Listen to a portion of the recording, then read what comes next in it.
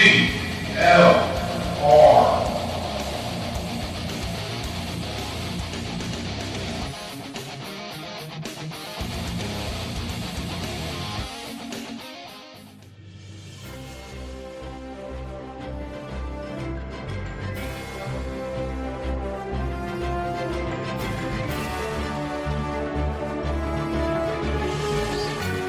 If spending money like water was the answer to our country's problems, we would have no problems now.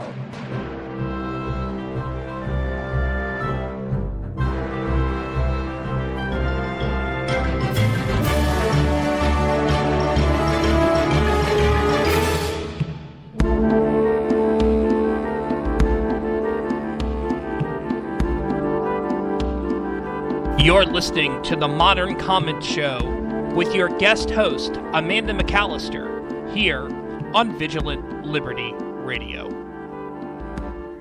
All right. Thank you, Taylor. I appreciate that. How are you tonight? I am, I believe it or not, I had caffeine tonight.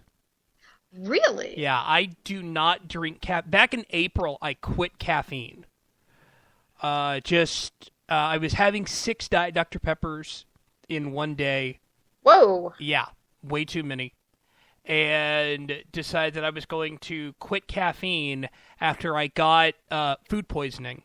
I was like, I'm just going to see how long that I'm able to go without caffeine. I lasted 5 months before I had to start doing like 16-hour shifts at work. And then started having a little bit of caffeine again, and then went again back to cold turkey. But ever since I moved to the overnight shift, there are some days like today when I got essentially 3 hours. I got 7 hours of sleep, but in 2 different shifts. So I had to have one Diet Dr. Pepper, and that's going to be it. I only have one caffeinated drink a day. It's coffee, and it's usually like 32 to 64 ounces. So just one. Just one. Well, there you go. Just do it all in one shot, and you're good to go for the whole day. My problem is I like the taste of soda.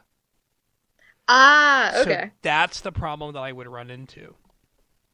Yeah, I am just so addicted to caffeine. Those grad school habits die hard. Let me tell you, folks. All right, what is up, VLR? As Taylor said, this is Amanda filling in for Amy here on Modern Comments Radio. She's feeling a little under the weather. So, Amy, if you're listening, I hope that you get well quick, fast, and in a hurry. You are free to join us in the chat room. Just go to vigilantlibertyradio.us chat and /chat and join us. It's the easiest way to interact with us.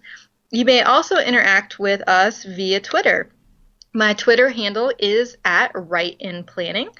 And would you like to pimp your Twitter, Taylor?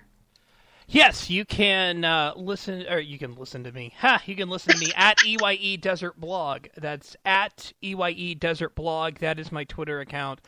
The joke is obvious that at some point I am going to change it because I no longer live in the desert.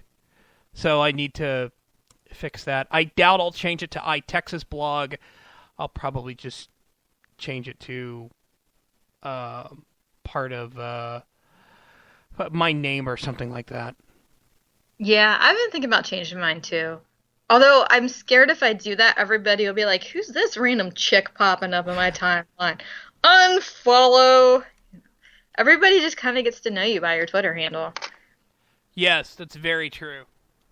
Definitely. When I changed mine, when I left grad school, everybody was like, oh, I didn't know you still existed. Well, yeah, I still exist. I just, both in virtual and real life. At least I hope I'm still here. If not, this is a heck of a purgatory, ladies and gentlemen. So, I'm going to actually start off on a bit of a somber note and get it out of the way. But I feel it needs to be discussed. And I haven't heard too many conservative commentators discussing it these days. Well, in the past day and a half, Pakistan. The tragic events that happened in Pakistan, I'm sure, as you all are aware, the Taliban in Pakistan decided to go into a school that was run by a military. These kids had parents who were in the military. They themselves weren't necessarily pathed to be in the military. It would just be like if you take your kid to Japan with you on the military base and send them to the American school on the military base. So these Taliban rolled in the door and started mindlessly killing students. It was not their intention to simply take them as hostage and raid demands. They went in shooting, and I think like 140 some children died. It was absolutely just horrific. It was so bad that the Taliban in Afghanistan released a statement condemning the attacks. You know it's that bad when the Taliban in Afghanistan, your home terror cell, is, whoa, you guys are way too rich for my blood. So what do? What do we as Americans do about this? Beyond condemning it and saying that these evil scum probably don't deserve to exist on planet Earth. And I don't care what you say, this is a good example of why evil exists. You know, I can't stand it when atheists are like, oh, well, there's no evil in Nietzsche, this and that. No, this is evil. I don't understand how you can make the case that this isn't. Anyhow, get off my soapbox there for a minute. What do? Now, I'm a libertarian. I try to be as little interventionist as possible. I think that what America should do in these cases is offer tactical assistance and just lead by example. Whatever happened to America not leading by example? And I think one of the best ways to do that is to just ensure that we ourselves are not afraid of terror. We always say, oh, we're Americans, we're not afraid of terrorists. Well, yeah, we kind of are if we keep raising alert levels and keep saying, hey, there might be a kind of a terrorist attack on a movie theater, which we'll talk about that a little later. But I think just not being afraid and keeping moving on with our lives and making sure we have the military here to protect us and show that we're safe and secure and that our tactics work is probably one of the best things we can do in these situations. If we're asked for help, of course, that's a situation where you're asked to be brought into it. But other than that, there isn't a whole lot that I see that's logical that America can do here. So that actually brings me to Yemen, and this is a lesser known story.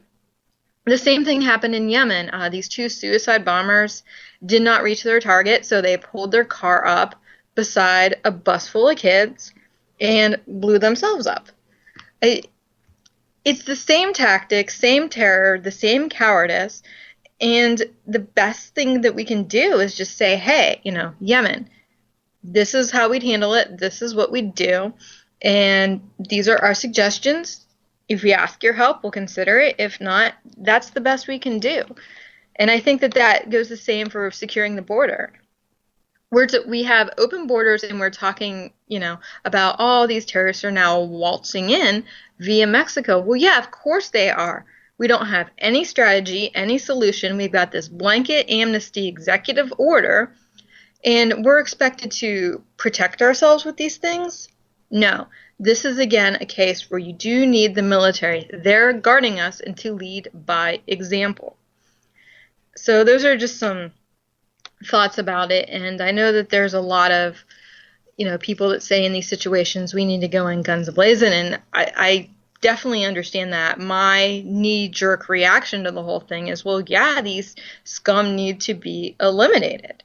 They're not even human at this point. They're just evil incarnate walking around, and rehabilitation into, oh, well, you see why this isn't the best thing to do, right? That's not going to work on them. This isn't a usual cult that we'd see out in the middle of the desert where you can sort of undo the brainwashing. This is ingrained in them from youth, and we're not even talking about just religious beliefs in a commune. We are talking about actual violence against children. So keeping on that theme, Isn't this a great way to start a show? Well, you know, Like, you have to. I feel like You a have to total somehow. downer. I know, I feel like a total downer. But that's just the way the world is working right now.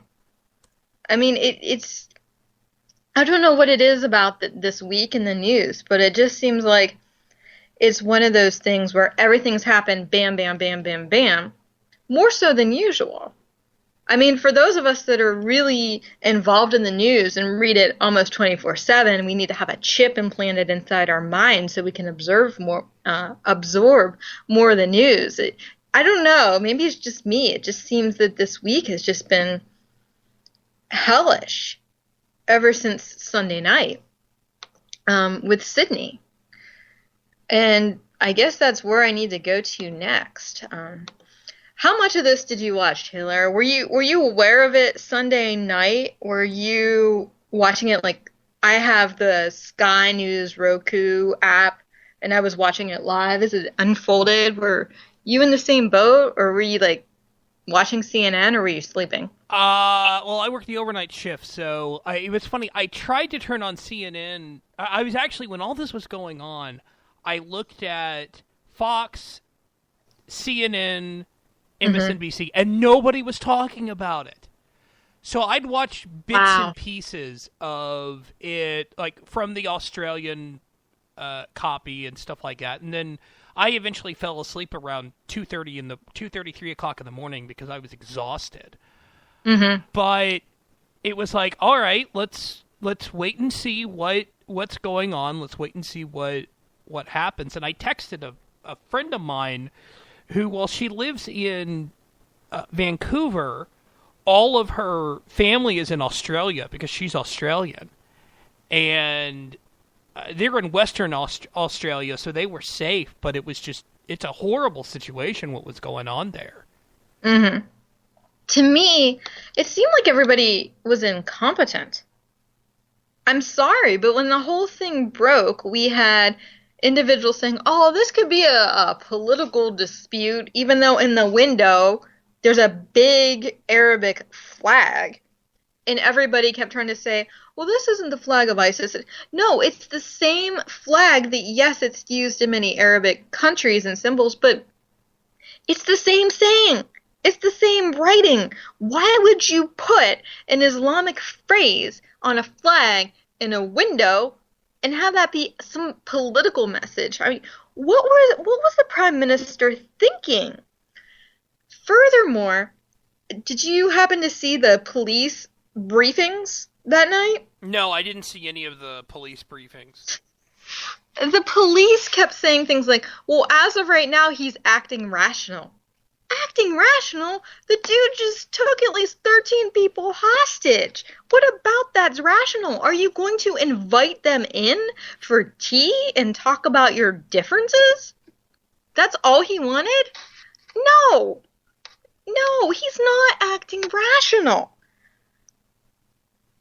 It just absolutely blew my mind. And it was an interesting vantage point because the media, Channel 7, I don't know if they're a Sky News affiliate or not, but it's what I kept seeing on my Roku and on the stream, and they were right across the street, so they had these live pictures.